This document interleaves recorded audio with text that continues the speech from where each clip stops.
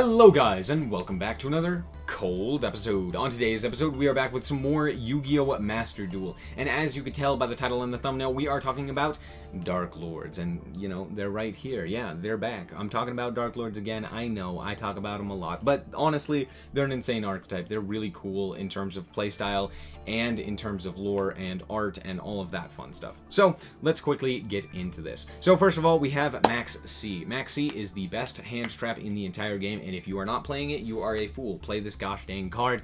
It should be banned. Thank you. Moving on, we have Ukoback. Ukoback is kind of okay. You could probably cut this down to 1 if you wanted to. The only reason I'm playing it at a 2 is so that I can give my opponent the Ukoback multiple times with Indulged Darklord. So what this card does is, this is a newer one, so if you've played Duel Links, you've never seen this card, but this card is really good. What it does is, on normal or special summon, you take a Darklord card, you special summon it to your opponent's side of the field, and then you take another one and add it to your hand. So you take an Ukoback, give it to them, and then you add an Ixchel or a Tez or something like that to your hand. Very nice. Play 3 of this. We have the one Amdusc. The only reason to use it is to get back your Morningstar.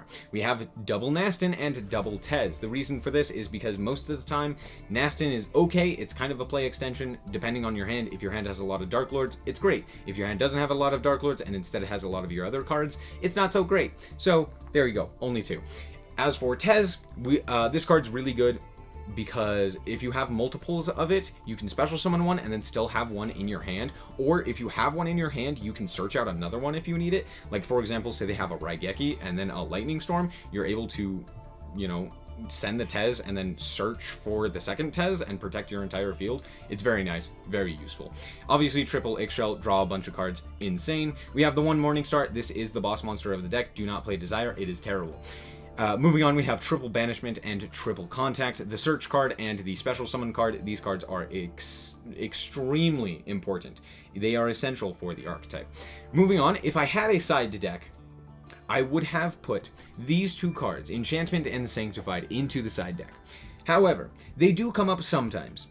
Enchantment, almost never. But Sanctified does come up occasionally. It is nice to non-target negate an effect in order to gain life points. But most of the time you're gaining life points through Morningstar and Condemned, so you don't really end up needing it. However, Rebellion, which just non-target destroys a card on the field, is insanely good. Play this at however many copies you feel. If you want to take out more of the Darklord traps, go for it. But I only play it at the 1. You could play it at more, and then I just play one of all the other trap cards. However, Uprising is also very nice, allowing you to go into the First Darklord, which can, on your opponent's turn, pop the entire field depending on if you have Morningstar in rotation or not, or just a Contact on legs. It's also 4,000 and protects all of your guys from being targeted, so it is incredibly nice.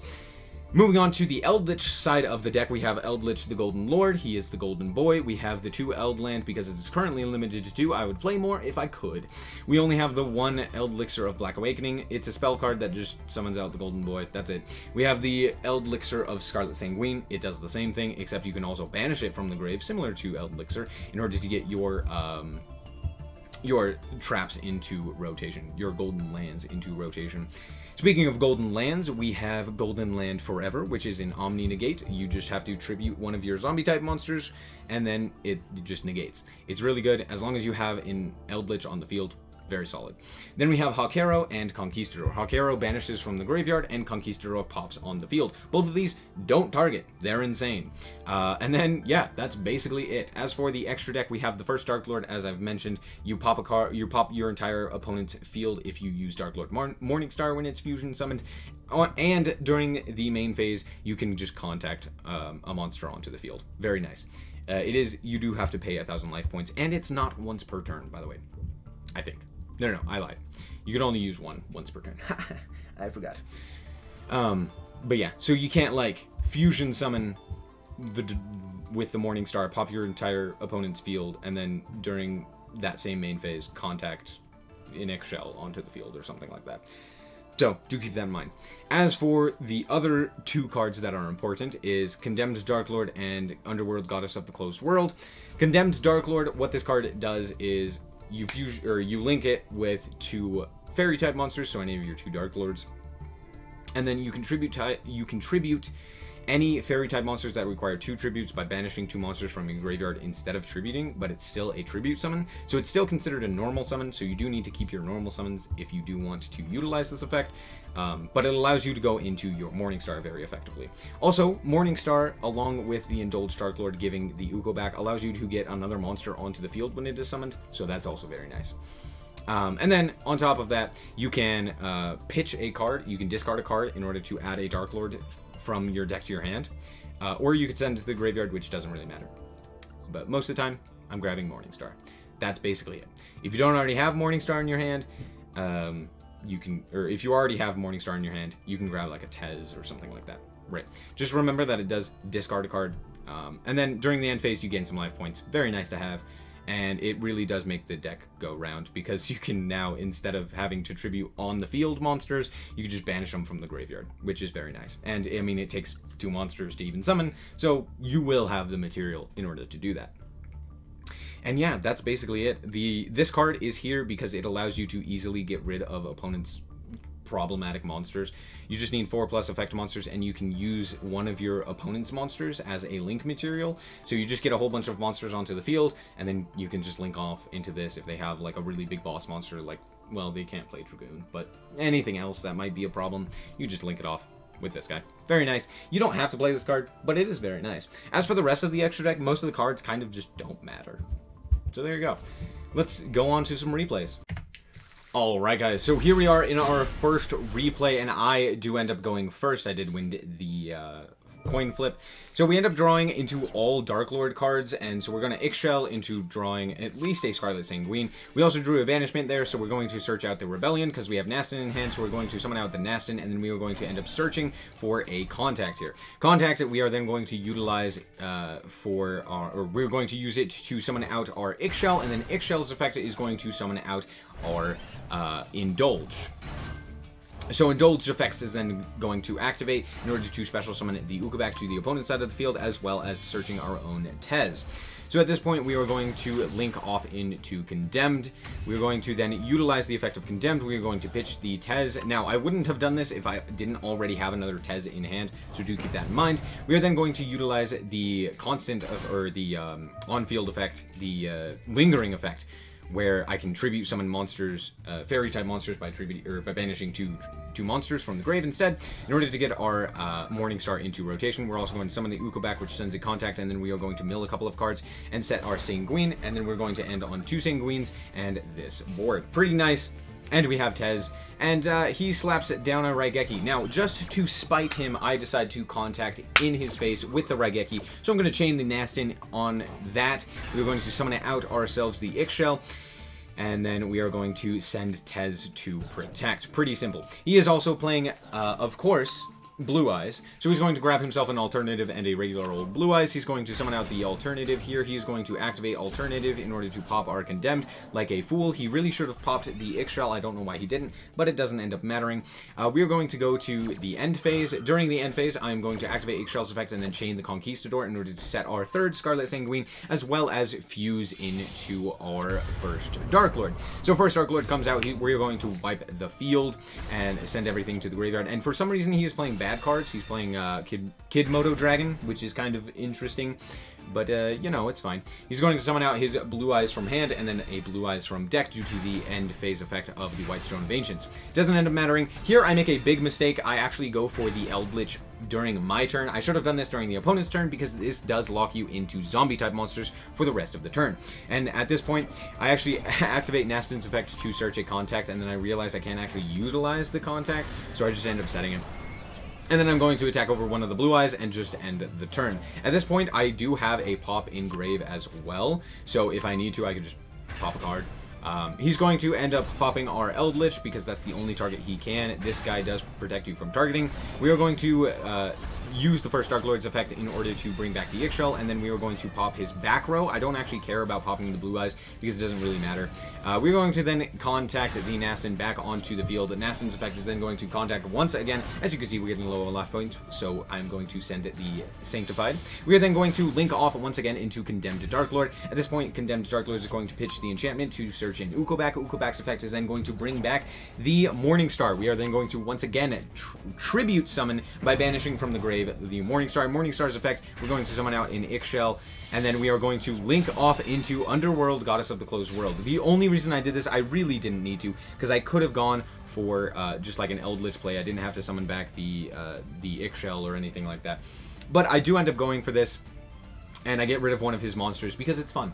And then at this point, we can chain the Eldlixir to the Conquistador, as well as chaining that first Darklord in there as well. We're down to 1,600 life points, but it doesn't end up mattering. We are going to go for the Amdusc here, summon out the Eldlich, the Golden Lord, and then summoning the Conquistador, popping his card, and that is well over lethal there. As you can see, we have 5,500 over lethal on the field. So there you go. Turn 1, or turn however many. There you go. Darklords. Alright, so here we are actually going second in this this game. And yeah, so my opponent is actually playing an OTK style of deck with Onomats, and for some reason they chose to go first. I don't really know why, but you will see that they end up on a board that is pretty easy to out. So they're going to go into Utopia Double, and then they are going to rank up as well, or sorry, they're going to search a card, and then they are going to rank up as well as add a Double or Nothing. They're going to go into Ultimate Leo Utopia Ray, which this card only has one important effect that we care about, and it is once per turn, while this is equipped with the ZW monster card, you can target an effect monster your opponent controls, negate its effects, and have its attack. That's the only thing that we have to play through. We end up drawing a Maxx for turn, right on time, of course. We're going to then search for the Nasten. We are going to summon out the Nasten. They are going to chain in order to negate our effect, and I'm just going to chain to that and add the search, which will give us a contact onto the field, or sorry, a contact into our hand, which we will then contact the Amdusc onto the field. He just has a lot of attack, so of course I'm not going to be able to deal with that by, you know, attacking. So we're going to go into Condemned Darklord. We are going to send the Huaquaro. We are going to add the Morningstar onto the field. We're going to, banish for the Morningstar's effect. We are going to mill a bunch of cards. We are then going to fuse, because I had that in the opening hand and I sent it off of the Nasten. So we are going to fuse into the First Darklord with our Morningstar, which pops the entire field. They are going to go all to the grave. We are going to banish a few of our cards. We're going to set a few things, have their life points with the single attack of the First Darklord, and then we have quite a bit of our Eldlich engine already online. We are going to, as soon as they activate anything, we're going to bring back our Ixchel because it has the biggest defense, and now we have a way to search out Tez, as well as Contact and stuff like that. So they are going to search out a whole bunch of cards. We are then going to chain Maxx to the Dododo Dwarfs summon, because I know it can special summon from the hand. So we are going to end up drawing a card off of that. I am then going to activate the Scarlet Sanquine in order to bring out the Eldlich, and then we are going to pop whatever they end up summoning off of the XZ. That's why I did it in the way that I did, because I didn't want them to have anything there. I could have just, you know, waited for them to summon and then do the chain where you activate Conk and then you activate the Scarlet Sanquine, but I didn't. It doesn't really end up mattering. They're going to then use Monster Reborn in order to bring back their Ultimate Leo Utopia Ray, and it doesn't really end up mattering that they attack into our monster. Most of our monsters are higher defense than it. But yeah, thanks to Maxx, I was able to draw 3 cards. I was able to search a card as well, and then on top of that, I drew for turn, so I ended up with 5 cards in my hand going into this turn, and I am well ahead in advantage here. So I'm going to do a whole bunch of stuff. I'm going to bring back the Nasten here. I'm going to activate Cursed Eldland, and this is a huge mistake for me. Okay, it's not a huge mistake, but it is a mistake for me. So I'm going to set 5 and then pass on that. The reason that only Eldlich could attack is because only zombie-type monsters can declare attacks while this card is face-up on the field. So do keep that in mind. If you're playing around, you know, trying to kill your opponent or trying to OTK your opponent there, do not activate this card, or at the very least, utilize your Eldlich in the grave to get rid of this card. I didn't do that, which was very silly of me. I was like, oh, I don't need to. Like, I have lethal already. But no, I needed to get rid of this card. I forgot to mention that. So, but yeah, at this point, I still didn't because my board was full, but it didn't end up mattering, so I just attack in for game there.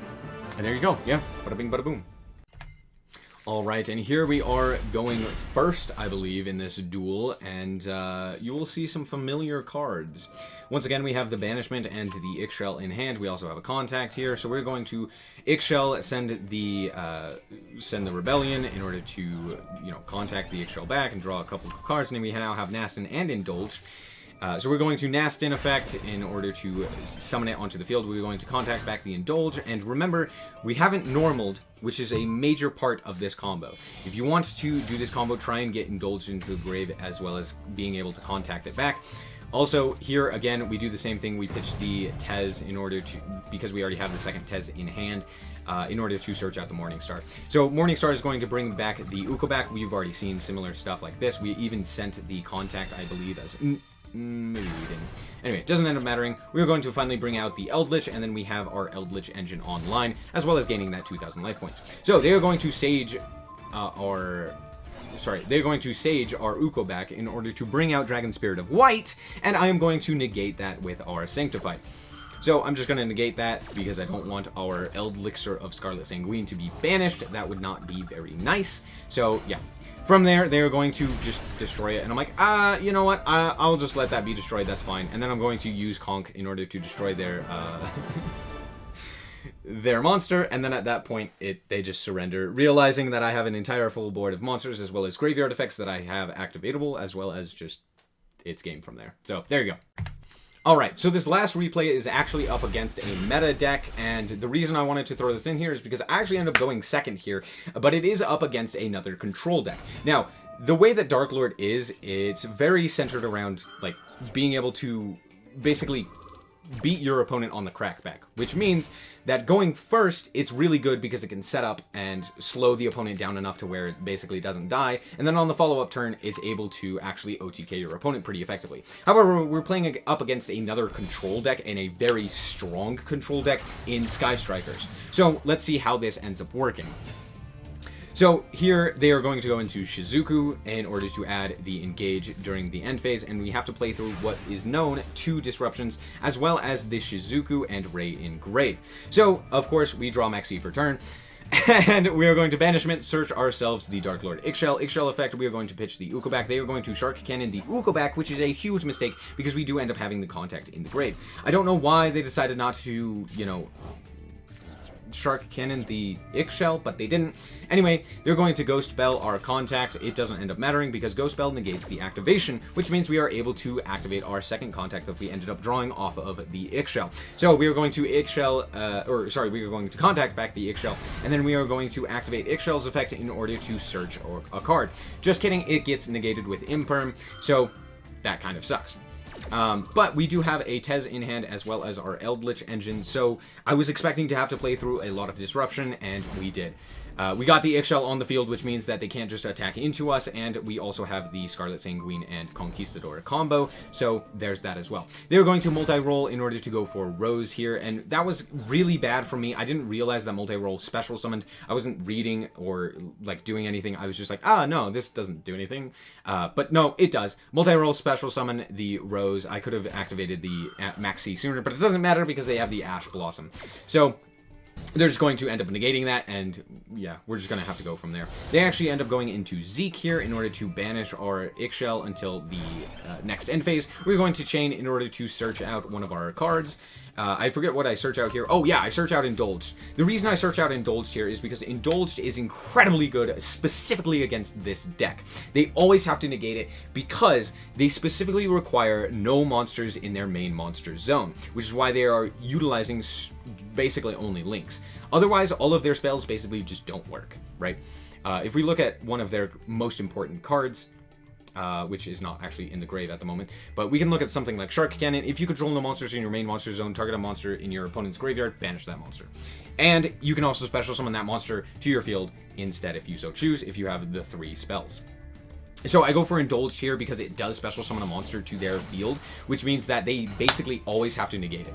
So here I'm going to go for the Eldlich, and I'm going to end up popping the Hayate. This is a mistake. I should actually pop the multi-roll here, because if I actually pop the multi-roll, it prevents them from getting a whole bunch of advantage. Hayate kind of doesn't do anything here. Like, it can attack directly, but it doesn't really end up mattering, because they can just go into Ray and then go into Shizuku, and then from that, they can also get, during the end phase, more cards. The reason I didn't want the multi-roll, or didn't want to pop the multi-roll, though, is because I didn't want this Engage to draw them a card as well, but I don't think that would have mattered. As you can see, they only had 2 spells in grave at this point. They had their Field Spell and Shark Cannon, and I was like, well, if I pop the multi-roll, they'll have 3, and they'll be able to search out whatever card they want and draw a card, and I was like, I don't really want that. Anyway, it doesn't end up mattering. We draw Indulged for turn, so we're going to slap down that first Indulged, and of course they have to negate it. They're not going to take it. You can also take with Widowmaker, I believe. But yeah, at this point we just banish for the Golden Land forever, and then attack in for the, or attack in with Eldlich. They're going to bring back the Ray, and we attack in, forcing them to tag out into Shizuku, and at that point we cancel the attack, and then our Ixchel comes back. They go into Crystron Halki Fibrax, and I don't know why they do this, because they definitely saw that we set the Golden Land forever, but they go into the Crystron Halki Fibrax, we negate that and destroy it by tributing off our Conquistador, which also gets Conquistador into rotation, allowing us to get more card advantage now that that guy is off of the field and in the grave. So they are going to then go for Hornet Drones, they are going to go into Hayate, they are going to attack directly, which is kind of scary. Hayate, a couple more times, is lethal, so that's kind of scary. Then they are going to link off into Kaigare here, they're going to add back the Engage from the grave, and then they're going to slap down that Engage and add a card and draw a card, because that card's insane, by the way. They're then going to activate Multi-Roll in order to shuffle back a couple of the cards here. They're going to shuffle back a Hayate and then 2 Shizuku. They're then going to go into Shizuku. They're going to then search during the end phase. Well, first I banish for the Scarlet Sanquine, and then they're going to search as well as set and engage. So now they have 2 engages, so I really need to do something on this turn. We summon out the second Indulged. Again, they have to negate this. Okay? They end up negating. I'm like, okay, that's fine, whatever. We're going to go into Condemned here. We activate the effect of Condemned, pitching a card. They are going to go for Eagle Booster. That doesn't actually end up mattering. It just makes them unaffected by card effects. And I'm like, okay, well, that's going to be a problem to actually get rid of. I will have to attack over it and commit to the battle phase, or just not deal with it right now. And then I realize, oh yeah, I have this card. So I just link it off, and now I don't even have to deal with Rose or anything like that. And then I am going to go for Eldlich here in order to try and summon itself onto the field. However, they have Shark Cannon. So they're like, oh, I'm going to banish the Eldlich here. But this card has a very specific effect. It's also not affected by opponents' card effects unless they specifically target this card. So something like a Raigeki or a Lightning Storm, not going to deal with this card, but anything that targets does. However, once per turn, when an opponent's effect or card activates a card or effect that special summons a monster from the graveyard, you can negate the activation. Guess what? This has an effect that special summons from the grave. So they could just banish it, but they could also steal it and special summon it, meaning I can negate it. So I negate it. And then I also chain Scarlet Sanquine because I can. And then I bring out my Golden Boy, and at this point I have lethal on board with the Golden Boy, so I'm going to, yeah, negate that. I know that this is engaged, which means they have no more interruption unless they had happened to draw something off of the top, which could have been like a Nibiru, but it ends up not being anything, and we are able to attack in for game. There was a very interesting duel, and I really wanted to show you that. So, going back to the deck, let's talk about how it performed. Honestly, it does actually pretty well in a format with Maxx. Just being able to kind of slow down combo decks and have them end on a whole bunch of really big negates. However, with that being said, if you end up playing against something like a Drytron that ends up going first, you're kind of just screwed. There's not a whole lot that you can do. If you end up going second against any sort of combo deck like that, it's pretty difficult. This deck really does rely on going first a lot, and I mean, you can kind of put up big boards, and going second, you're not totally screwed. I mean, you have things like Eldlich, which if you do end up drawing it, is pretty good, as well as just other powerful traps with the Eldlich lineup. But most of the time, you're just kind of hoping that you end up going first, or your opponent isn't playing a very combo-centric deck like Sky Striker or something like that. But there you go. I think the deck's super fun. It's very entertaining. I love the Darklord side of the engine, allowing you to OTK, while also having Eldlich kind of be that backbone to it and really help support and push the archetype up a little bit more. So there you go. I hope that you guys did indeed enjoy. If you did, I like us very much, so appreciate it. And if you want to check out more content like this, as well as more Yu-Gi-Oh! Master Duel, then just be sure to subscribe. Anyway, thank you guys so much for watching, and remember to always stay frosty. Bye-bye.